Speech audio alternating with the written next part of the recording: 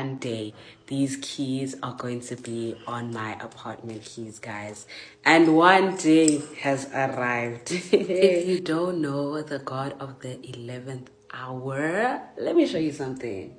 It is the 31st of December 2025, and I just collected the keys to my first ever apartment. And last night, I had my last night in this place. I have been staying in shared accommodation for almost 2 years now, and I always desired to have my own apartment, and God finally came through. He's so faithful. And what's interesting is that earlier this year, I did the Hallelujah Challenge for the first time ever, and one of the things that was on my list was an apartment. I live in Cape Town. For context, the housing crisis, the rental market, I was just like, how will this be, Lord? And as a young professional, I was just like, Lord, how will this be? But you know what? When God is in the picture, you don't need to know how, you just need to know who. And during the Hallelujah Challenge, there was a day that was Dress Your Miracle. And I remember that I bought this keyring for Dress Your Miracle. And these are my old keys, but it had my verse of the year on it, which is Luke 1 verse 45, which is, blessed is she who has believed that the Lord would fulfill his promises to her.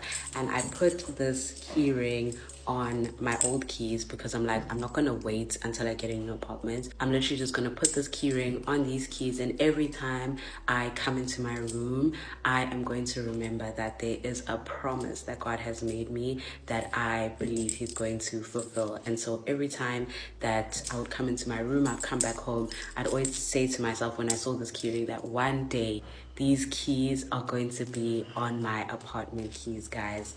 And one day has arrived. You know, people look at us crazy when we say that one day is one day, but one day has arrived. And finally, together, we can now take these keys off of the promised keys and put in the promise. How do I take this out? Hey, keyrings be confusing sometimes. The old keys are off, and just like that, out with the old, in with the new.